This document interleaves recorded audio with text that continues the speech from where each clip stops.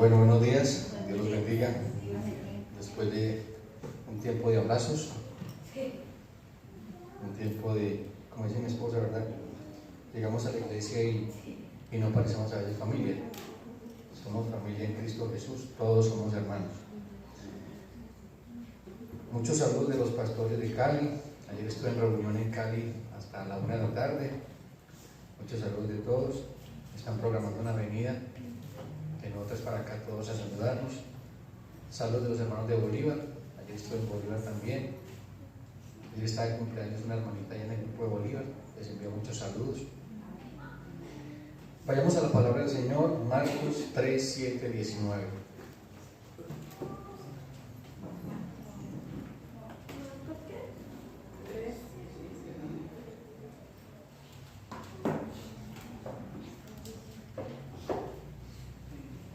Marcos capítulo 3, versículos 7 al 19. Amén.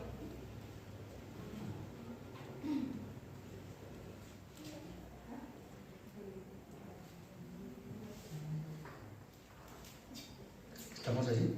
Amén. Déjame ya con ese texto, por favor. Marcos 3, 7 al 19. Mas Jesús se retiró al mar con sus discípulos y le siguió gran multitud de Galilea y de Judea, de Jerusalén, de Eudema, del otro lado del Jordán y de los alrededores de Tiro y de Sidón. Oyendo cuán grandes cosas hacían, grandes multitudes vinieron a él, y dijo a sus discípulos que le tuvieran siempre lista la barca, a causa del gentío, para que no lo oprimiesen, porque había sanado a muchos, de manera que por tocarle, cuantos tenían plagas caían sobre él. Y los espíritus inmundos, al verle, se postraban delante de él y daban voces diciendo: Tú eres el Hijo de Dios. Mas él les reprendía mucho para que no le descubriesen. Después subió al monte y llamó así a los que él quiso y vinieron a él. Y estableció a 12 para que estuviesen con él y para enviarlos a predicar, y que tuviesen autoridad para sanar enfermedades y para echar fuera demonios. A Simón, a quien puso por sobrenombre Pedro, a Jacobo, hijo de Zebedeo, y a Juan, hermano de Jacobo, a quienes apellidó Boanerges, esto es, hijos del trueno, a Andrés, Felipe, Bartolomé, Mateo, Tomás, Jacobo, hijo de Alfeo, Tadeo, Simón, el cananista, y Judas Iscariote, el que le entregó, y vinieron a casa. Amén. Vamos a ver por esta palabra. Padre, te damos gracias, Señor, porque estamos aquí, es por pura misericordia y gracia tuya. Padre, en el nombre de Jesús te pedimos humildemente que sea tu Espíritu Santo hoy guiando tu palabra, y todos los que vamos a ser expuestos a tu palabra, Señor, que todos aquellos que hemos venido hoy podamos entender claramente lo que tú quieres enseñarnos en el día de hoy, que realmente hoy vengamos con un corazón puro, con manos santas, Señor. Por eso te pedimos perdón por nuestros pecados, pedimos perdón por nuestras iniquidades. Delante de ti está tu pueblo, Señor. Delante de ti están todos aquellos que invocan el nombre del Señor, todos aquellos que hemos reconocido tu nombre como Rey, como Señor y Salvador en nuestras vidas. Delante de ti estamos, Señor, y te pedimos que nos ayudes, que nos guíes. Delante de ti están nuestras necesidades y debilidades para que proveas conforme a tus riquezas en gloria en Cristo Jesús. Y ahora en el nombre de Jesús, amén y amén. Estamos estudiando Marcos de una manera muy sistemática y expositiva. Veíamos en la clase pasada por qué buscaban a Jesús. De acuerdo a lo que leyó Never, veíamos que muchas multitudes lo seguían, muchísima gente. Salían gente de muchos lugares. Miren que venían aproximadamente gente hasta de 150 kilómetros. Gente que venía a todas partes porque necesitaban un milagro. Veíamos en la clase pasada qué es lo que quieres de Jesús, por qué buscas a Jesús, por qué vienes a buscar a Jesús. Hablábamos que la gran mayoría viene a buscar a Jesús por un milagro. La gran mayoría viene porque no tiene trabajo, la gran mayoría viene porque tiene problemas en el hogar, la gran mayoría viene porque necesita ayuda, pero ayuda física, no ayuda espiritual. Y realmente el propósito y el fundamento de Cristo es que vengamos a Él en arrepentimiento y fe, porque las demás cosas vienen por añadidura. El texto dice: buscad primero el reino de su justicia y las demás cosas vendrán por añadidura. pero nosotros buscamos siempre las añadiduras. Siempre estamos buscando, es la bendición, Manuel dador de la bendición.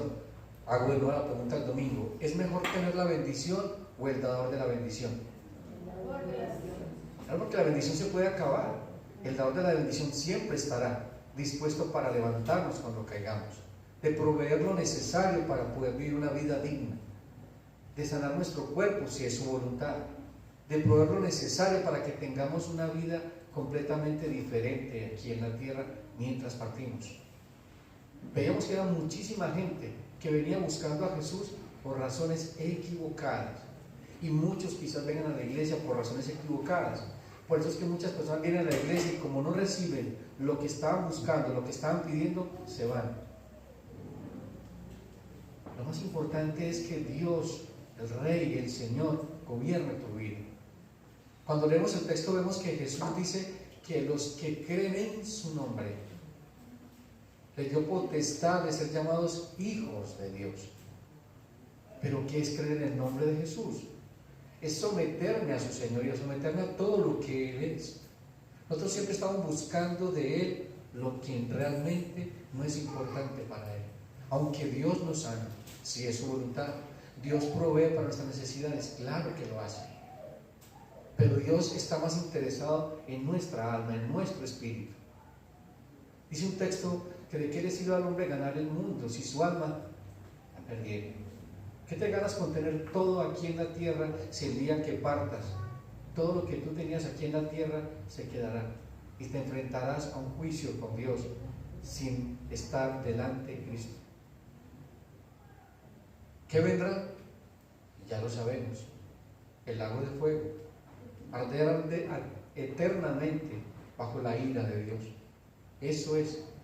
Ahorita vamos a ver algo importante. Dice, el propósito fundamental del Señor no era hacer milagros, ni ser visto como milagrero, sino como rey que se hace siervo para dar su vida en rescate por muchos. Esa era la misión de Jesús. Dar su vida en rescate por muchos. Testificar de que el reino de los cielos se ha acercado, arrepentidos y convertidos y creer en el Evangelio. Esa era la predicación de Jesús todo el tiempo. El reino se ha acercado, arrepentidos y convertidos porque el reino de los cielos se ha acercado. Creer en el Evangelio. Desafortunadamente estamos viendo un evangelio distorsionado. Estamos viendo en la iglesia es un evangelio de prosperidad. Estamos viendo algo, ni ese es el evangelio de prosperidad, eso es doctrina equivocada, que ha hecho de que la gente esté buscando a Jesús por la razón equivocada y que esté mostrando un Jesús o un Señor milagrero, un Aladino que le cumple los deseos a la gente si se manejan bien. Está como Papá Noel, se maneja bien y el niño Dios le traerá regalos. Si no se maneja bien, no le traerá regalos.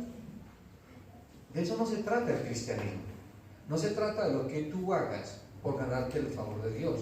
Se trata de lo que Jesús hizo en la cruz por ti. No lo que yo haga, sino lo que Dios hizo por mí. Por eso dicen que somos salvos por gracia, no por obras, para que nadie se gloríe. Eso es lo que dice el Evangelio. Marcos 1:37 dice, y hallándole le dijeron, todos te buscan. Él les dijo, vamos a lugares vecinos, para que predique también allí, porque para esto he venido. ¿Por qué lo buscaban? Porque estaba haciendo milagros, y se había amotinado la gente, querían más milagros. No querían escuchar su evangelio, querían ver señales, querían ver prodigios. Mucha gente se amontó en las iglesias a ver señales y prodigios, pero no vienen a escuchar la palabra de Dios que transforma al hombre. El milagro más grande que puede pasar en tu vida no es que se arregle tu matrimonio, no es que tengas trabajo, no es que tengas salud. El milagro más grande es que seas salvo, que seas una nueva criatura. ¿Por qué te ganas con que tengas un mismo trabajo, un nuevo trabajo, o te arreglen el matrimonio, la esposa vuelva o el esposo vuelva, si la vas a volver a embarrar? Y quizás peor. ¿Qué te ganas de tener trabajo porque no tienes plata? Entonces pides a Dios por un trabajo, Dios te da el trabajo y vas y te gastas el dinero donde ya sabemos que no debes gastarlo. El problema del hombre no es externo, el problema del hombre es el corazón. Ese es el problema tuyo y mío, es el problema del corazón.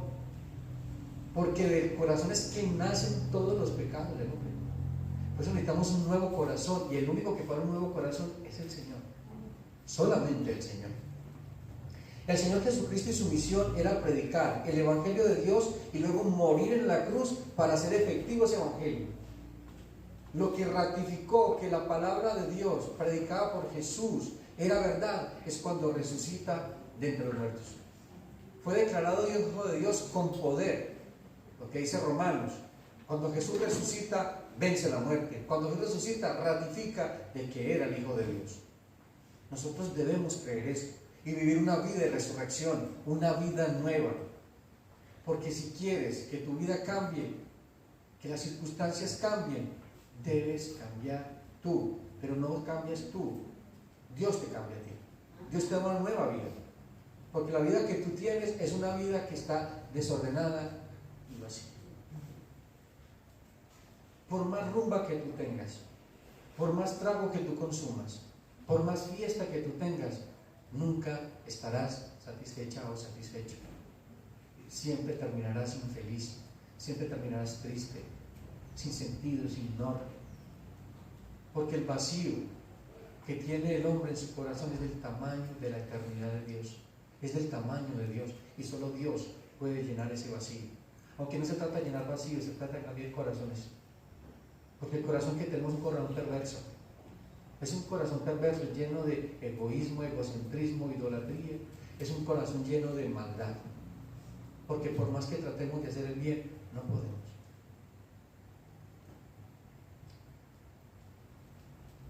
Ahora veremos, ya explicamos en la clase pasada, esto es como un recorderis de la clase pasada, ahora veremos quién vino a buscarlo. Una visita que no se imaginaba. Quiero que me ayuden en el texto Marcos 3, 11 y 12. Comando a Isabel. Marcos 3, 11 y 12. Mire esta visita. Cuando los espíritus impuros lo veían, se arrodillaban delante de él y a gritos decían: tú eres el Hijo de Dios. Pero él les exigía con toda firmeza que no revelaran quién era él. Ahora, ¿qué buscaban esos demonios? ¿Qué buscaban esos espíritus inmundos cuando venían a postarse delante del Señor?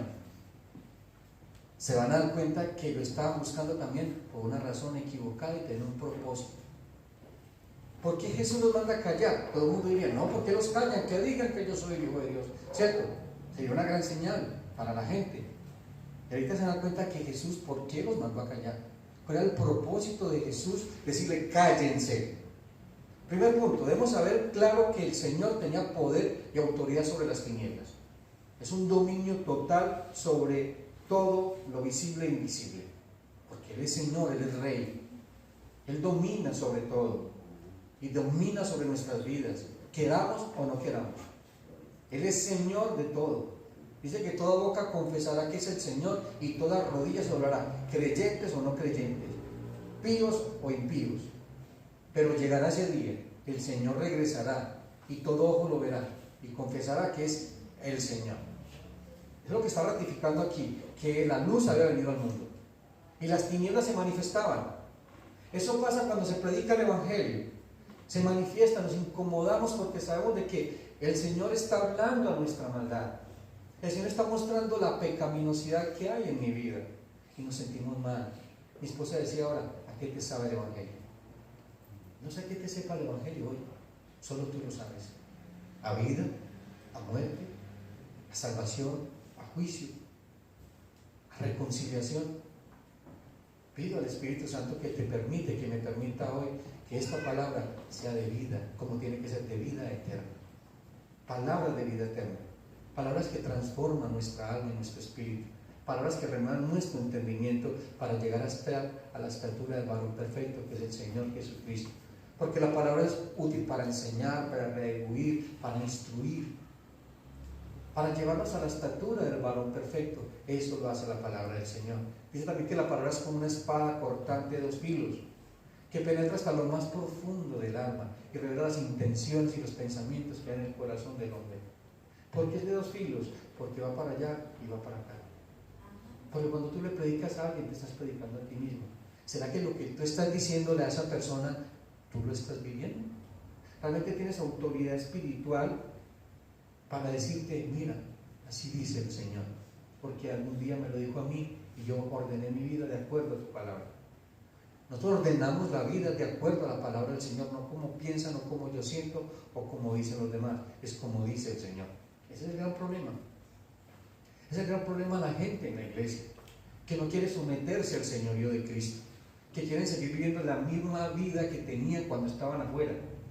Y pretendemos acallar la conciencia viniendo a la iglesia, participando del sermón, participando de la actividad de la iglesia. No, hermanos, no. El Señor regresará y nos juzgará. Estamos preparados para su regreso. Ahorita cantamos ese himno, el Señor regresará. ¿Será que nuestra frente estará en alto para cuando venga el Señor? La palabra del Señor te dice cómo te está, para que ordenes tu vida. Hubo un rey que Dios le mandó a decir con Isaías, le dijo: Ezequías, ordena tu casa porque morirás. Dios le mandó a decir: ordena tu casa porque morirás. Algún día la muerte llegará, o algún día el Señor arrebatará su iglesia. ¿Cuánto nos quedaremos? No lo sé. ¿Cuánto nos iremos? Tampoco lo sé.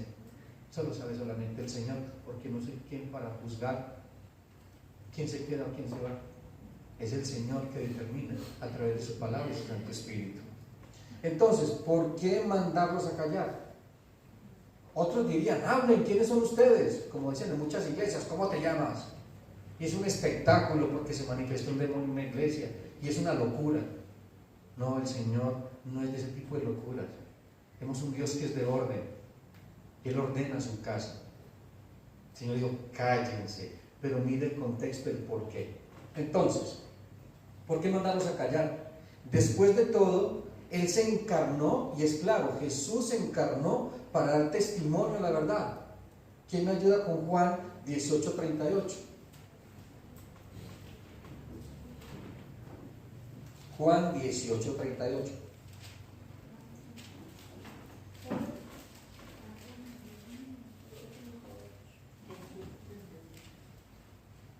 Le dijo Pilato: ¿qué es la verdad? Y cuando hubo dicho esto, salió otra vez a los judíos y les dijo: yo no hallo en él ningún delito. Jesús vino a dar testimonio de la verdad, porque Él es la verdad. Él dice: yo soy la verdad y la vida.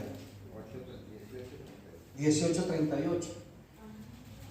Pilato le pregunta: ¿qué es la verdad? Cuando le fue a decir la verdad, se fue. Salió a decir: no encuentro pecado en Él, no encuentro delito en Él, porque no había delito en Jesús. Era el Cordero de Dios que quitaba el pecado del mundo, era perfecto y sin mancha. Y estaba siendo expuesto a ser juzgado por los hombres. Pero allí estaba el Hijo de Dios, dando testimonio de la verdad, porque para esto he venido. Pilato le dice: tú eres el rey de los judíos. Y él dice: tú lo dices. Pilato le dice: yo tengo autoridad para salvarte. Jesús le dice: si la autoridad que tú tienes es que mi Padre te la ha dado, pero para esto yo he venido, para dar testimonio de la verdad. Él es la verdad. No hay verdades a medias. Vivimos en una sociedad donde la verdad es relativa, se llama relativismo, donde ya no hay verdades absolutas. Las verdades cambian de acuerdo a las circunstancias y de acuerdo a las personas, de acuerdo a la cultura. Ya tu verdad no es mi verdad. Ya no hay puntos, ya no hay verdades sí o no, no, hay puntos grises. Eso se llama relativismo y se ha apoderado de la iglesia. Entonces el enemigo dice: lo que dice Dios no es tan verdad, acomódala de esta manera para que vivas mejor. Y a veces nos acomodamos a esa verdad que nosotros pensamos que creemos que es verdad. Pero da testimonio de la verdad. Segundo, y es la verdad que Jesús es el Señor y que trae salvación. Y eso es claro. En Romanos 10, del 9 al 10, ¿quién me ayuda con ese texto, Adri? Romanos 10, del 9 al 10.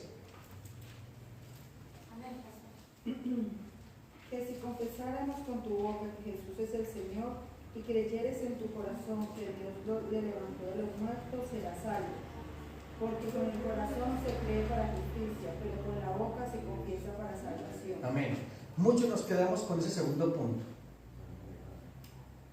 Confesar con la boca y creer con el corazón. Pero no vivimos de acuerdo a esa confesión. ¿Vale? Me salió un verso. Y no vivimos de acuerdo a esa confesión. No vivimos de acuerdo a lo que confesamos. Y entonces tenemos una teología donde la gente pasa al frente y dice, haga la oración de fe. Y aplaudan porque hay un nuevo creyente en el cielo. ¿Qué es eso? ¿Cómo yo voy a ratificar de que ese hombre es salvo si no ha hecho frutos dignos de arrepentimiento? Si la vida que tiene sigue siendo la misma. Realmente lo que hace que tu confesión de fe sea congruente con lo que dice el Señor es porque vive de acuerdo a ese señorío, a esa nueva vida que el Señor te da. Claro está, no es de la noche a la mañana, es un proceso, pero tiene que ver esa intención de esa persona de buscar vehementemente la presencia del Señor.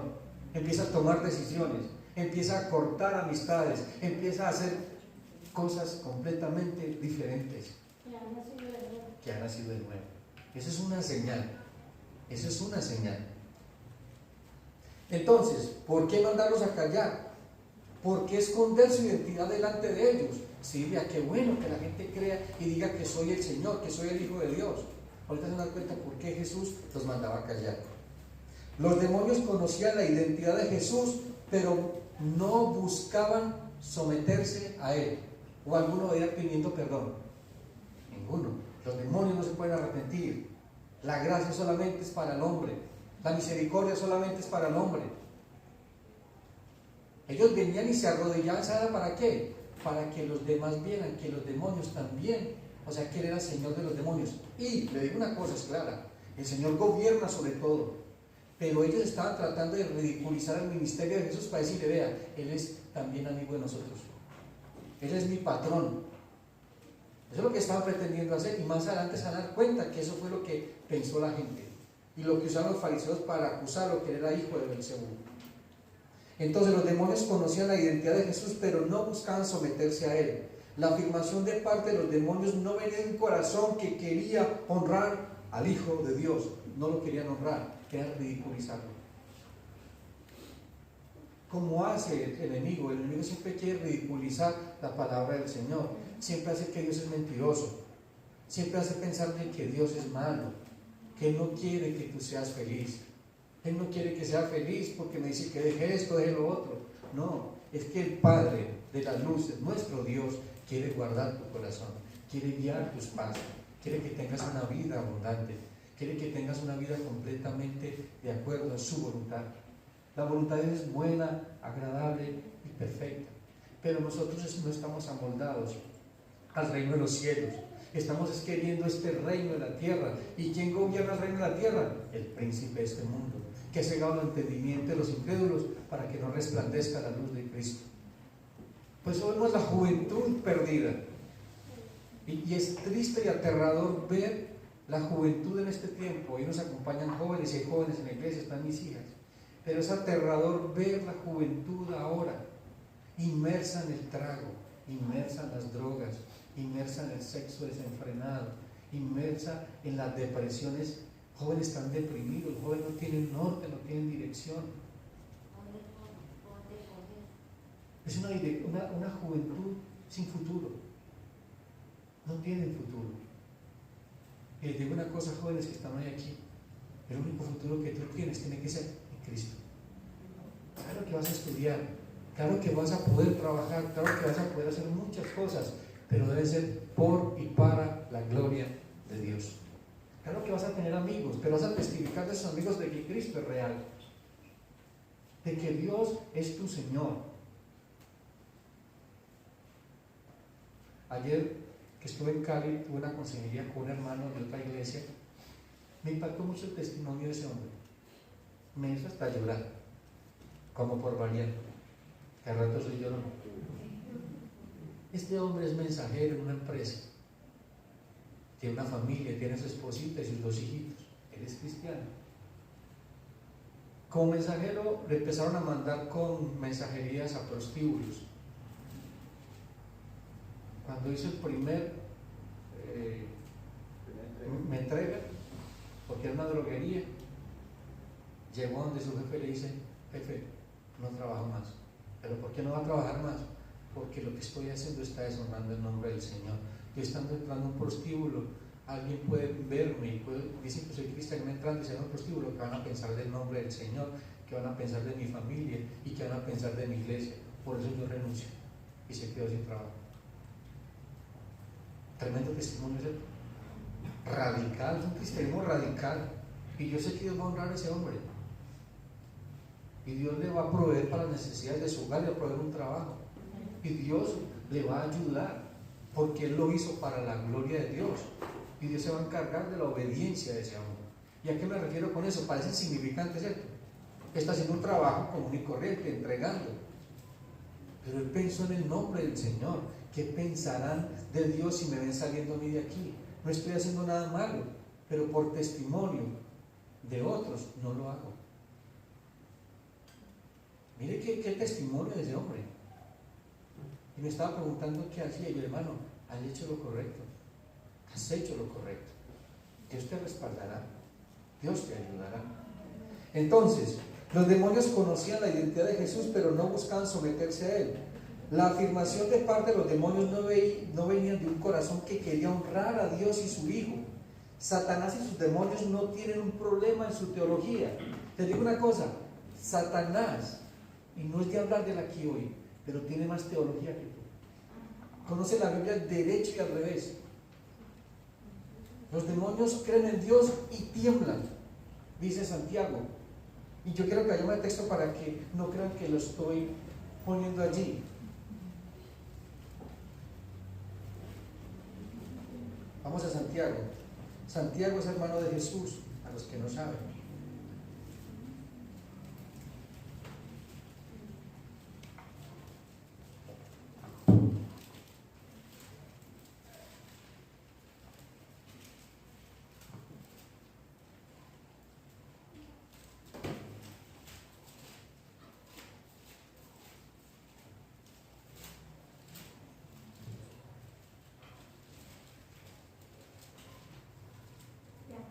¿Sí estamos allí? Amén.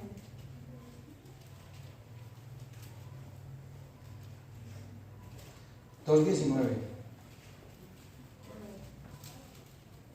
Pues voy a poner el texto. ¿Tú crees que Dios es uno? Bien haces, también los demonios creen y tiemblan. ¿Escucharon eso? Tú crees que Dios es uno, y es verdad, es teología. Tenemos un Dios todopoderoso, Dios en una persona, no en tres personas. Tenemos un Dios que es trino, en una sola persona. Es algo que después explicaremos. Pero los demonios creen que Dios es uno. Eso es lo que se llama el Shema, el que cantan los judíos. Oye Israel, Jehová uno es.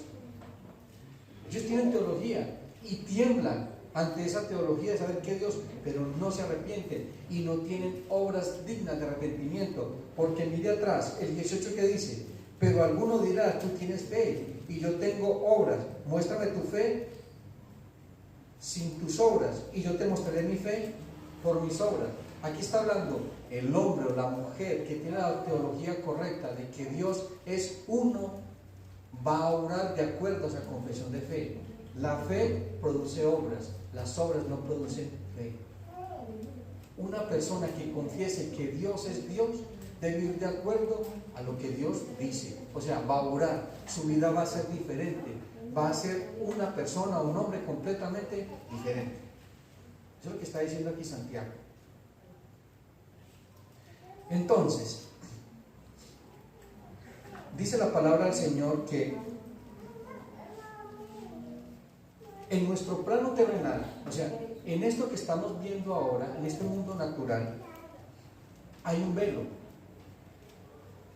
Y ese velo solamente lo quita Dios por su misericordia a nosotros los creyentes, para poder que veamos nuestra propia condición pecaminosa. Si ese velo no lo quita Dios, seguiremos muertos en delitos y pecados. Seguiremos viviendo como vivíamos. Dice entonces, en nuestro plano terrenal hay un velo formado por el mismo Satanás, que engaña a los hombres y no les permite ver a Dios ni como realmente Dios es Él. Segunda de Corintios 4:4. Segunda de Corintios 4:4. ¿Cómo ando ella?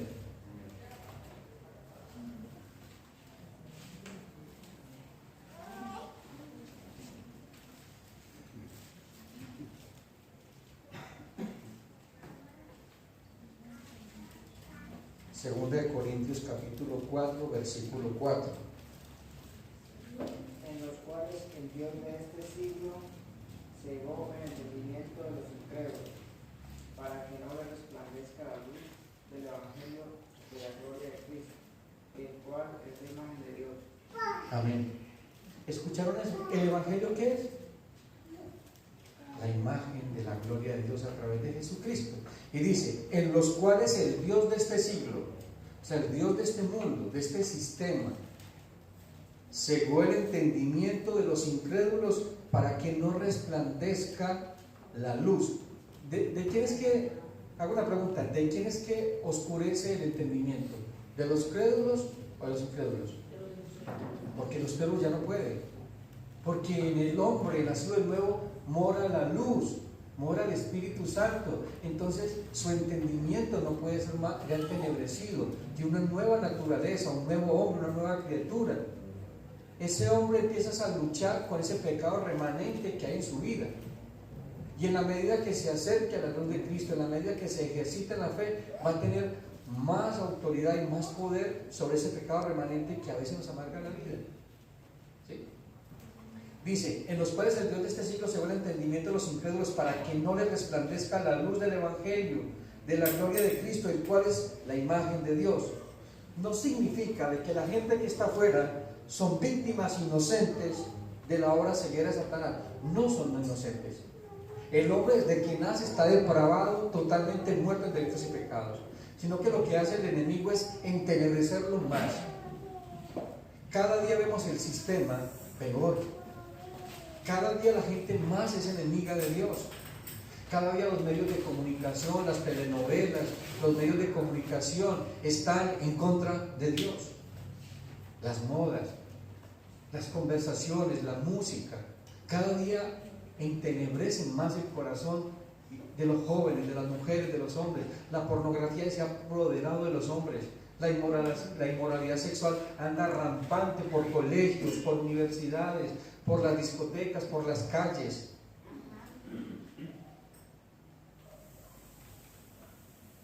El trabajo de Satanás sobre ellos no es la única razón de que estén ciegos. Se darán cuenta por qué. Juan 3:19. Juan 3:19. Hermanito Álvaro. Juan 3:19.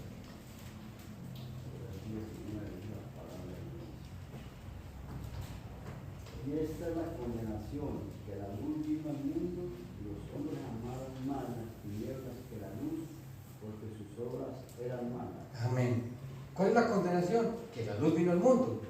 Pero los hombres amaron más las tinieblas que la luz. ¿Por qué? Porque sus obras eran malas. Entonces no hay excusa. La luz vino al mundo. ¿La luz quién era? Cristo. Cada vez que predicamos el Evangelio, ¿quién está hablando? Cristo. Cada vez que se predica el Evangelio, ¿a quién están viendo? ¿Y quién es Cristo? La gloria de Dios. Por eso es que el hombre, cuando es expuesto al Evangelio, si el Espíritu Santo lo convence de justicia, juicio y pecado, mirará su pecaminosidad y se arrepentirá. Por eso es que el arrepentimiento es un don de Dios, es un regalo de Dios. El que quita ese velo no somos nosotros, no es el pastor, no eres tú, es Dios a través de su Espíritu Santo. Por eso tenemos que orar para que aquellos que no sean salvos, que Dios les permite, les concede el don del arrepentimiento. Oremos sin cesar, que Dios tenga misericordia de nuestra familia, de aquellos que no son conversos. Yo oro hoy por los que no son conversos, por aquellos que algún día se apartaron y conocieron del Evangelio y no han venido realmente a un arrepentimiento genuino. Yo oro hoy por ellos y le pido al Espíritu Santo que hoy los convenza de justicia, de juicio y de pecado. De aquellos que nos están viendo por internet o nos están escuchando. Yo oro por mi familia que no es creyente, que venga el arrepentimiento. Pero la única manera, un medio para que el hombre pueda ser salvo, solamente y exclusivamente por la predicación del Evangelio, no por ninguna señal, no por ningún milagro, no por ninguna señal que pase en la iglesia, solamente y exclusivamente por la predicación del Evangelio. Aunque los hombres aman las tinieblas y eligen las tinieblas, Satanás tiene un trabajo duro para mantenerlos ciegos al glorioso evangelio de la luz de la salvación de Jesús. ¿Se acuerdan de cuando Jesús resucita? En el evangelio de Lucas se van a dar cuenta qué fue lo que pasó. Los discípulos, a pesar de que caminaron con Jesús 3 años, no lo habían visto como el Salvador del mundo. No lo habían visto como el Señor y Rey. Lo habían visto equivocadamente. Ellos esperaban que Jesucristo fuera el Rey que se iba a sentar en el trono de David, que iba a quitar a Herodes del trono e iba a hacer guerra en contra de los romanos. Eso es lo que ellos pensaban. Por eso fue que los mataron. Pues mira, los suyos vino, a los suyos no lo recibieron. ¿Qué hicieron los suyos? Lo mataron, lo crucificaron. Porque Él venía a ser un redentor, un salvador, pero de los pecados y del juicio de la ira venidera del Señor. Eso es lo que venía a hacer Jesús. Pero ellos no lo entendieron. ¿Por qué no lo entendieron? Lucas 24, 4. Lucas es el tercer evangelio del libro que tienen allí, los que tienen solamente el Nuevo Testamento. Lucas capítulo 4. Lucas 24, 24, 44. 24, 44. Sí. Hermanito, primero con el texto. Amén. Amén. Y lee hasta el 45. Lucas, hermanito, Lucas 24, 44 y 45.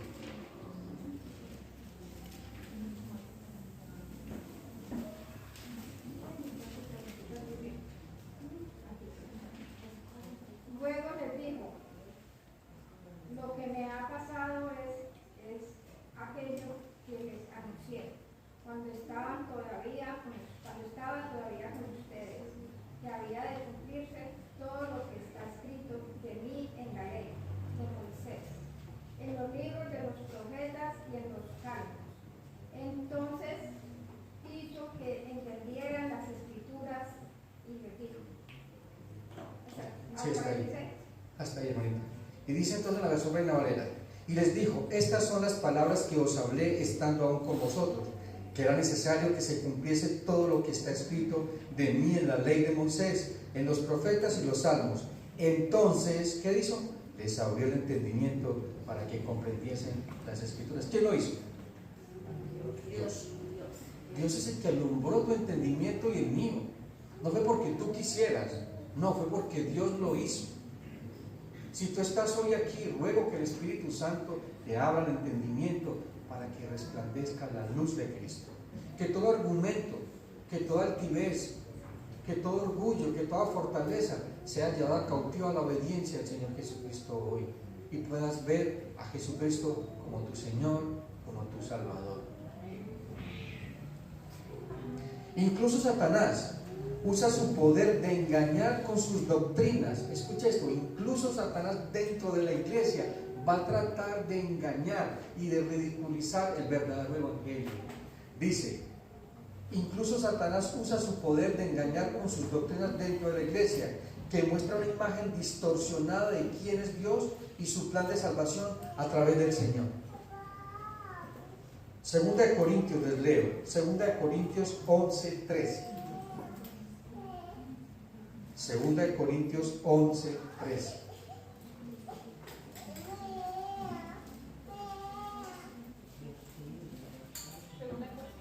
Segunda de Corintios 11, 13.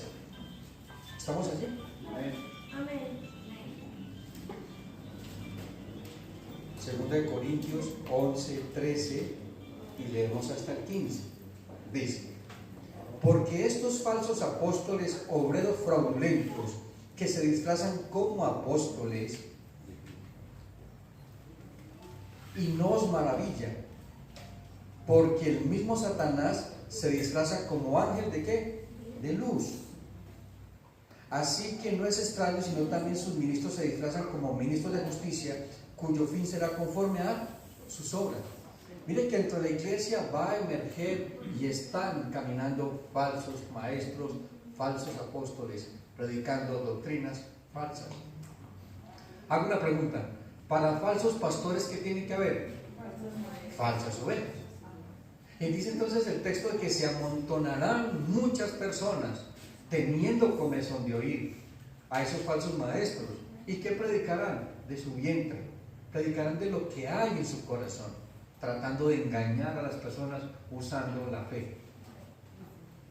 Eso hace Satanás, engaña. Y eso es lo que pretendían los demonios cuando se presentaron delante de Jesús. Se postran para engañar, para mostrar, para ridiculizar la obra de Dios, la que estaba haciendo Jesús.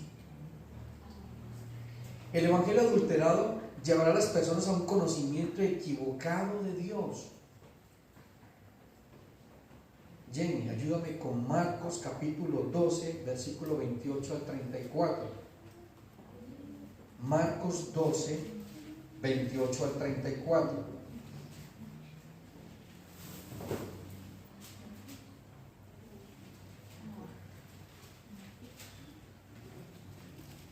Acercándose uno de los escribas, que lo había oído disputar, y sabía que les había respondido bien, le preguntó: ¿cuál es el primer mandamiento de todos? Jesús le respondió: el primer mandamiento de todos es: oye, Israel, el Señor nuestro Dios, el Señor uno es. Y amarás al Señor tu Dios con todo tu corazón, con toda tu alma, con toda tu mente y con todas tus fuerzas. Este es el principal mandamiento. ¿Y sigues? Y el 34. segundo es el semejante: amarás a tu prójimo como a ti mismo. No hay otro mandamiento mayor que este. Entonces el escriba le dijo: bien, maestro, verdad has dicho, que uno es Dios y no hay otro fuera de él. Y el amarle con todo el corazón y con todo el entendimiento, con toda el alma y con todas las fuerzas, y amar al prójimo como a uno mismo, es más que todos los holocaustos y sacrificios. 34. Jesús entonces, viendo que había respondido sabiamente, le dijo: no estás lejos del reino de Dios. Y ya ninguno osaba preguntar. Mire, este hombre tenía teología. Jesús le ratifica que había contestado correctamente. ¿Y qué le dice? No estás lejos, pero no estaba en el reino. ¿Por qué? Porque no ha entrado al reino. Porque la puerta para ese reino era Jesús. Hasta que no viera a Jesús como la entrada al reino, como el Señor de ese reino, eso que él estaba hablando no era realidad en su vida. Los fariseos tenían una teología. Jesús les decía: escuchen todo lo que ellos dicen, pero no hagan todo lo que ellos hacen. Porque ellos decían cosas que eran correctas, pero vivían de acuerdo a lo contrario a lo que predicaban. Entonces, eso engaña a la gente. Por eso es que la iglesia se convirtió en un gran obstáculo para que la gente vea a la persona de Jesús. La gente está cansada de los escándalos de las iglesias, de los malos pastores corruptos, de los líderes corruptos y enfermos, de las teologías equivocadas, de pisotear a la gente en las iglesias, de usar la fe para enriquecerse. Y la gente ya no quiere venir a la iglesia, pero quiere ver a la persona de Jesús. Que la gente vea a Jesús en tu vida, en tu hablar, en tu caminar, en tu pensar, en cómo vives en tu casa, en tu colegio, con tu novio, con tu novia, con tu esposo, con tu esposa, con tu familia.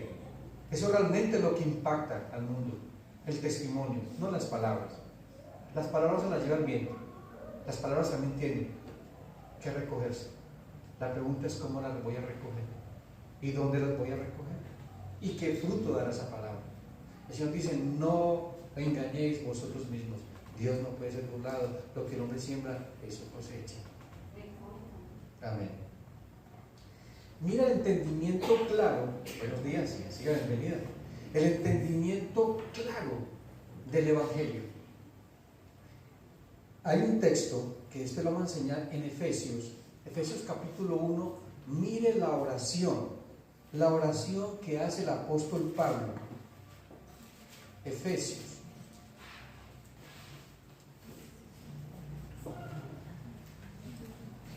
capítulo 1. Yo les voy a leer. Efesios capítulo 1. Dice la palabra del Señor, y leo desde el 3. Bendito sea el Dios y Padre de nuestro Señor Jesucristo, que nos bendijo con toda bendición espiritual en los lugares celestiales en Cristo, según nos escogió en Él antes de la fundación del mundo, para que fuésemos santos y sin mancha delante de Él, en amor, habiéndonos predestinado para ser adoptados hijos suyos por medio de Jesucristo, según el puro afecto de su voluntad, para la alabanza de la gloria de su gracia, con la cual nos hizo aceptos en el amado, en quien tenemos redención por su sangre, el perdón de pecados, según las riquezas de su gracia, que hizo sobreabundar para con nosotros en toda sabiduría e inteligencia, dándonos a conocer el misterio de su voluntad, según el beneplácito, el cual se había propuesto en sí mismo de reunir todas las cosas en Cristo, en la dispensación del cumplimiento de los tiempos, así las que están en los cielos como las que están en la tierra. En él, asimismo, tuvimos herencia, habiendo sido predestinados conforme al propósito del que hace todas las cosas según el designio de su voluntad, a fin de que seamos para alabanza de su gloria. Mire, fuimos hechos para alabanza de su gloria, para vivir en santidad, para vivir sometidos en obediencia a Él, a una nueva vida. Él me escogió, Él me dio una nueva vida, crucificó a su Hijo por nosotros, se entregó a sí mismo por amor a nosotros, nos hizo aceptos en el amado. No necesitas que alguien te acepte, ya Dios te aceptó, no tienes que hacer nada para que Dios te acepte, Dios te aceptó a través de Jesucristo. Y luego sigue diciendo: en él también vosotros, habiendo oído palabra de verdad, el evangelio de vuestra salvación, habiendo creído, en él fuisteis sellados con el Espíritu Santo de la promesa, que es las arras de nuestra herencia, hasta la redención de la posesión adquirida para alabanza de su gloria. Esto es la manifestación de Jesucristo en nuestra vida. Esto es evangelio. ¿Está hablando alguna cosa de posesiones, de plata, de carro, de beca, de esposos, de casas, de viajes? No, está hablando de una nueva vida. Está hablando de una nueva vida. Y está hablando para que el entendimiento, en el 17, mira lo que dice el 17. ¿Quién me ayuda con el 17? Dice, y leo del 15, 1:15.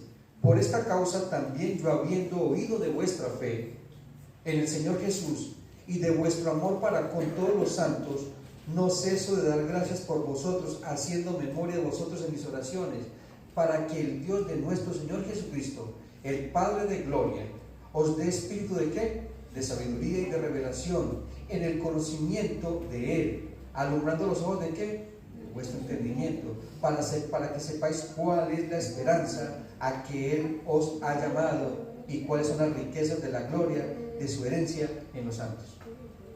Eso es lo que está hablando aquí el Evangelio.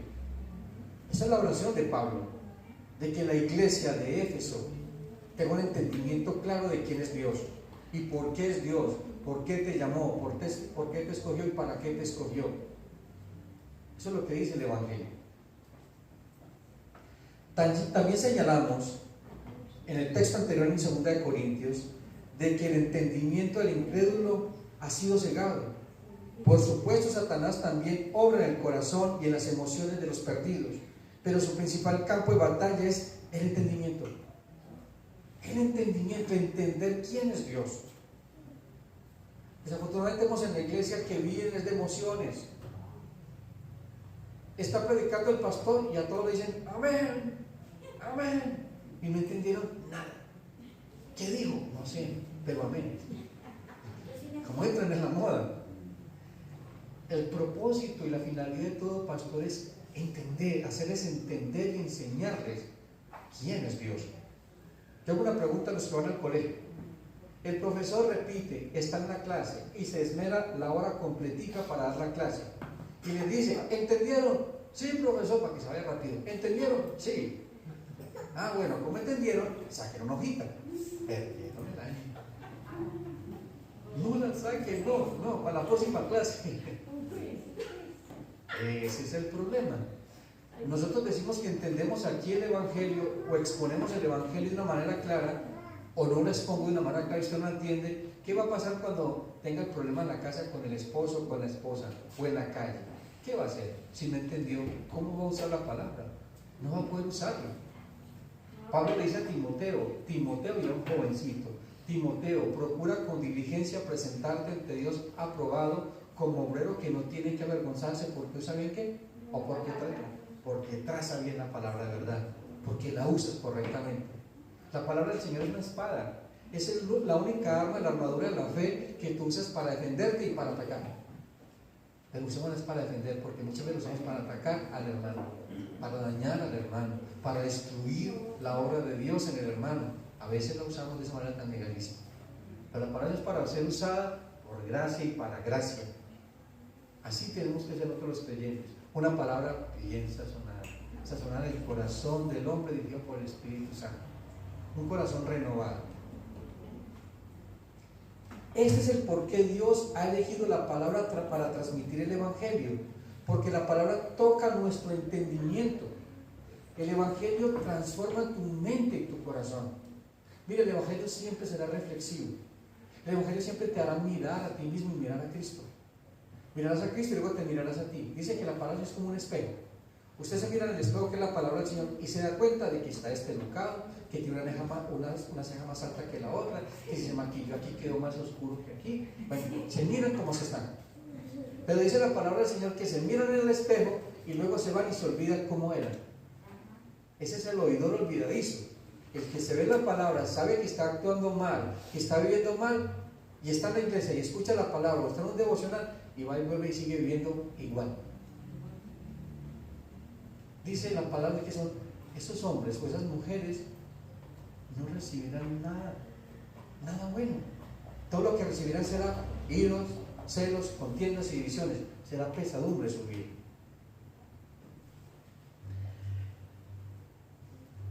En Efesios 4:17 dice: esto pues digo y requiero en el Señor, que ya no andéis como los otros gentiles que andan en la vanidad de su mente. Efesios 4:17. Como acelerado. Efesios 4:17. ¿Sí? Adri, yo no ese texto. ¿Cómo es el título allá? La nueva vida en Cristo. Y leemos hasta el 19.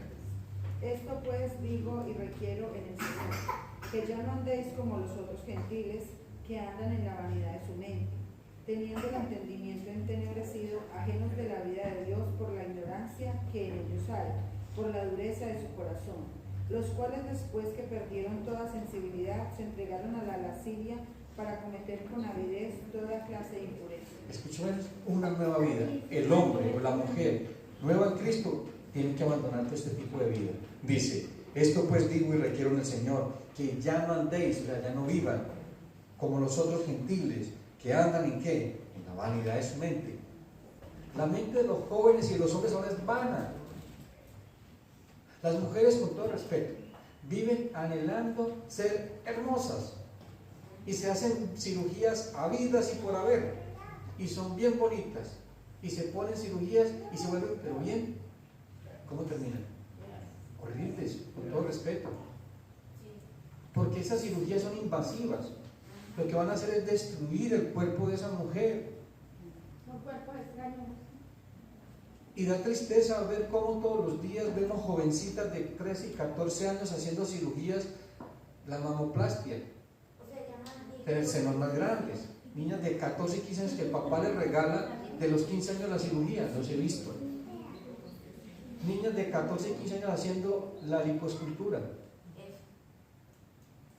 ¿Creen que eso es correcto? Para nada. Eso es atentar en contra de la vida de su hijita y de su hijo. Porque hasta los hombres también sacan la chocolatina y se ponen, ya sabe qué, de todo se ponen. Entonces mire que una sociedad hedonista, una sociedad vana, una sociedad que todo el tiempo anda rampando que tienes que ser bonito y nosotros los feos no tenemos derecho a nada, y que tienen que ser bonitos y bonitas, y siempre están mirando la parte externa y la interna. Vaya a ver cómo vive ese hombre, qué tipo de hombre o mujer es. Esto pues digo y requiero al Señor, que ya no andéis como los otros gentiles que andan en la vanidad de su mente, teniendo el entendimiento como entenebrecido, ajenos a la vida de Dios por la ignorancia que en ellos hay, por la dureza de su corazón, los cuales después de que perdieron toda sensibilidad. ¿Qué tipo de sensibilidad están aquí? La sensibilidad a Dios, buscar a Dios. Por eso es que vemos ahorita tanta maldad en el mundo. Vemos que la gente ya no tiene sensibilidad ante el dolor de los demás. Con todo respeto, puede una pelea en la calle y nadie se mete a ayudar. ¡Dele más duro! Les garantizo, ve una mujer, una persona, otro hombre golpeando a una mujer y nadie se mete a ayudar. Ven gente muriéndose en la calle, se caen, están enfermos y pasan, mira, no es conmigo. Hay niños que se mueren de hambre en las calles, hay familias, quizás sea su vecino o su vecina, y usted en la casa, otra vez arroz con carne, no, otra vez pollo, no. Y hay gente que se está muriendo de hambre. Y échala a la basura. Yo no quiero, yo quiero esto, yo quiero lo otro. ¿Has pensado que tu vecina tiene algo que comer? ¿Has pensado que pronto un hermano o tu hermana o tu primo o tu mamá o alguien de tu familia quiere ese pedacito de carne que tú no quieres? ¿Y que lo estás despreciando?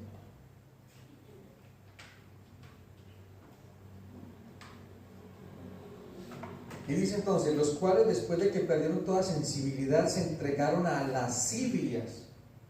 ¿Qué es lascivias? Pecados inmorales, inmoralidad sexual. O sea, es impresionante ver lo que duerme en la calle. Pase usted por el parque de la Concordia tipo 11 de la noche. Ve usted niñas de 13 y 14 años como prostitutas ahí en la esquina de ese parque. Niñas de 13 años, de 14 años. Los papás creen que están con la amiguita. Hasta los papás las dejan ir. Y no hacemos nada, y no hacemos nada, ni oramos por ellos. Y seguimos sentados en las bancas, seguimos acomodados en nuestra vida. Si el Señor nos llamó a ser la sal y la luz del mundo. Qué bendición para los jóvenes que puedan conocer del Evangelio a temprana edad. Porque cuando sean adultos, cuando tengan una familia, puedan decir, bendito sea el nombre del Señor que guardó mi corazón, guardó mi vida. Los jóvenes ahorita, 13 y 14 años, ya tienen un corazón dañado, mujeres destruidas por hombres que solamente abusaron de ellas y de su amor, y las dañan y las vuelven nada. Igual que los hombres también, igual eso va para todos los lados. La palabra usada para arrepentimiento, que estamos, dice metanoia, que es cambio de manera de pensar, más allá de lo que conocemos. Cuando el Señor te llama al arrepentimiento, te está llamando a cambiar de manera de pensar acerca de Dios y de ti. Cuando tú tienes un concepto adecuado y correcto de quién es Dios, tendrás un concepto adecuado y correcto de quién eres tú, un hijo y una hija de Dios. Y nadie te pondrá precio. No tendrás que buscar la apreciación o valoración de los demás. Dios te dio un precio, la sangre de Cristo. No tienes que hacer nada para ser aceptado por otros, ni siquiera por Dios, porque Él te aceptó en Él, amado. La palabra metanoia significa un cambio de visión, un giro en donde la persona se convierte o se arrepiente de algo. Es una especie de conversión en sus ideas, en cambio profundo en cuál está basado su forma de pensar y su forma de vivir. Eso es lo que hace el Evangelio. Te hace que cambie de manera de pensar. Por eso cada vez que tú vienes a la iglesia y te expones a la palabra del Señor, te está mostrando de que estás pensando incorrectamente. Somos lo que pensamos, ¿o no? Tú antes de hacer, ¿qué tienes que hacer? Pensar, ¿o no piensas? Usted tiene, ahí dice usted como que no piensa para hablar, dicen por ahí. No, uno sí piensa, lo que más que piensa equivocadamente, pero habla lo que piensa. Es que usted no piensa para actuar, no, uno sí piensa, pero piensa incorrectamente, entonces actúa incorrectamente. No pidan que un palo de limones le den naranjas. Yo he contado esta historia aquí y la voy a contar porque hay gente nueva. Dos niños les encantaba volarse de la casa. Felices, se volaban de la casa y se iban para el río a bañarse, se iban a estudiar y vivían cheverón y los muchachos. Un día, ¿y cómo se bajaban? Al lado de la casa había un palo seco de naranjas y el palo pegaba así como a la ventana. Los chinos los dejaban encerrados, se bajaban por la ventana, se subían por el palo y se bajaban, y así también se subían. Un día el papá por la noche hablando con la mamá, mira, ¿qué vamos a hacer con esos muchachos? Están volando de la casa y los dejamos encerrados y se están volando por el palo, ese viejo de naranja, ese palo viejo que está ahí. Entonces, mañana lo vamos a madrugar a cortar. Por la tarde llegué y trajo lo corto para que no se vuelen más. Los niños escucharon eso. Por la mañana madrugaron, fueron para la galería. y compraron 2 bultos de mandarinas y las amarraron en todo ese palo viejo seco. Cuando llegó el papá por la tarde, le dice: mira, estoy tan asombrado que este palo de naranjas está dando mandarinas.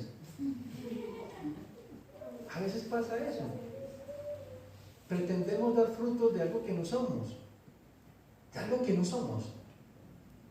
Dice que de la abundancia del corazón habla la boca. Mujer soltera o mujer soltera, hombre soltero que estés aquí, ¿quieres conocer a tu novio o a tu novia? Escúchalo hablar, porque lo que habla es lo que hay en el corazón. Jóvenes que están en el colegio, escucha a tus compañeros de colegio hablar. Lo que ellos hablan es lo que hay en su corazón, y así hablará de ti, y así hablará de lo que tú eres. La sola teología no es suficiente. Lo leímos ahorita en Santiago, cuando dice que los demonios creen en Dios y tiemblan, pero no se pueden arrepentir ni pueden tener buenas obras.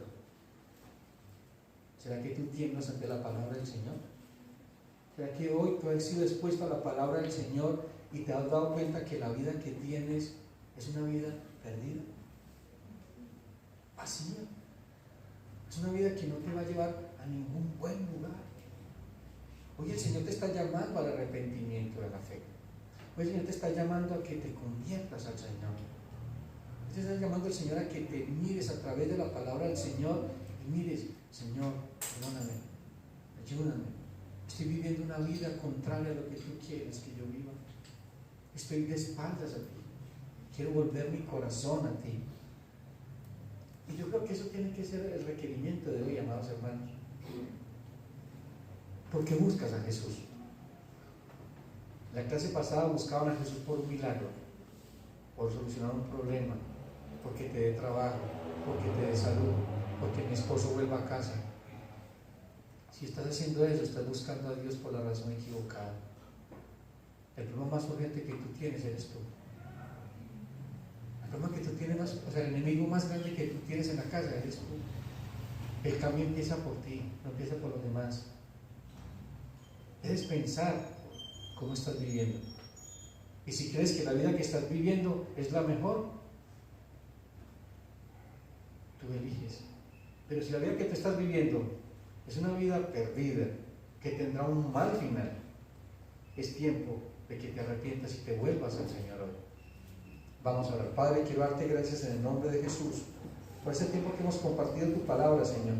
Yo te pido humildemente, Señor, que concedas el don del arrepentimiento a los que hoy han venido por primera vez, o a aquellos que están dentro de la iglesia y que creen que son salvos y no son salvos. Yo lo sé por todos aquellos que en algún momento conocieron de tu palabra y se han apartado del Evangelio. Yo te pido, Señor, que los vuelvas de nuevo a tu casa, así como trajiste al hijo pródigo que volvió en sí, Señor. Que tu Espíritu Santo convenza de justicia, de juicio y de pecado a todos aquellos que estamos hoy aquí congregados. Pues quizás muchos de nosotros tengamos una falsa devoción a tu nombre, que estamos viviendo una doble vida. Señor, ayúdanos, guíanos, fortalécenos, amado Padre. Danos la sabiduría necesaria para tomar decisiones justas, santas, para tu gloria y para tu honra, amado Dios. Padre, en tus manos pongo las necesidades de todos los aquí presentes, Señor. Ayúdanos, Señor. Yo sé que en medio de tu congregación hay gente con problemas, tanto espirituales como morales, problemas físicos, problemas familiares. Yo te pido, Señor, que tengas misericordia y visite sus corazones, visite sus hogares, amado Dios. Que hoy, Señor, resplandezca tu gloria a través de nuestro Señor Jesucristo, predicando tu palabra, mi Señor. Que sea tu Espíritu Santo guiándonos a todo entendimiento y a toda fe. Padre, delante de ti están nuestros corazones, Señor. Examínanos, Señor. Examina si tenemos pecados ocultos en nuestra vida. Ayúdanos, bendito Padre. Ayúdanos, Señor, a conocer y a entender de que tú nos has amado con amor eterno y por tanto has prolongado tu misericordia, que nos está llamando al arrepentimiento y a la fe. Todo esto, Señor, te lo pido y te doy gracias en el nombre glorioso y poderoso de nuestro Señor Jesucristo. Amén y amén. Dios los bendiga, hermanos hermanos.